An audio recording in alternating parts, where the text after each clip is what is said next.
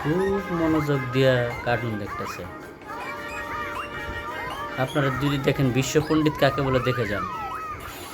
আমাদের ঘরে একটা দেশি বাছুর আছে যার নাম বিশ্ব পণ্ডিত। খুব মনোযোগ শহরে সেই রকমভাবে কার্টুন দেখতেছে, বুঝছেন? এখন চোখ কুচলাচ্ছে, মনে হচ্ছে ঘুমে ধরবে। মনে মনে করছে আর কত দেখবো, একটু শুইলে ভালো লাগতো। কয় চোখে যে কি পড়ল বুঝতেছি না। থুর চোখের জ্বালা একটু দেখবারও পারতেছি না, একটু দেখি তো আবার।